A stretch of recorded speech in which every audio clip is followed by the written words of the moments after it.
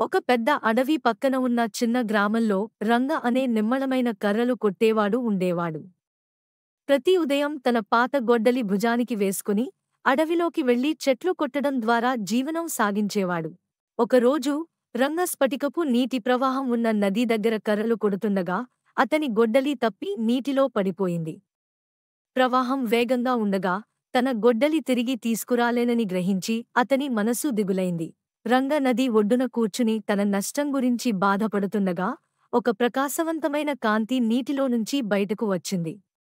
ఒక మెరుస్తున్న అడవి దేవత కనిపించి ఆమె ఉనికి ఉదయపు సూర్యుడిలా ప్రకాశిస్తున్నది. అడవి దేవత ఒక ప్రకాశవంతమైన బంగారు గొడ్డలిని పట్టుకుని, "ఇది మీ గొడ్డలా?" అని అడిగింది. రంగ తల ఊపుతూ, "కాదు, అది నా గొడ్డలి కాదు" అని జవాబిచ్చాడు.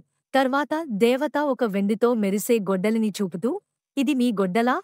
అని అడిగింది. రంగ మళ్ళీ తల ఊపుతూ, "లేదు, అది కూడా నా గొడ్డలి కాదు" అని చెప్పాడు. చివరగా దేవత ఒక సాధారణ ఇనుప గొడ్డలిని పట్టుకుని, "ఇది మీ గొడ్డలా?" అని అడిగింది. రంగ ఆనందంగా, "అవును, ఇది నా గొడ్డలి" అని ఆనందంతో చెప్పాడు. రంగ నిజాయితీ చూసి దేవత అతనికి బంగారు, వెండి మరియు ఇనుప గొడ్డలులను బహుమతిగా ఇచ్చింది. "మీ నిజాయితీకి ఇది నా బహుమతి" అని దేవత చెప్పింది.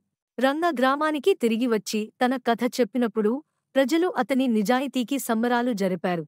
రంగ కథ మనకు చెబుతోంది, నిజాయితీ మరియు అక్షరసత్యం బంగారు కన్నా విలువైనవి.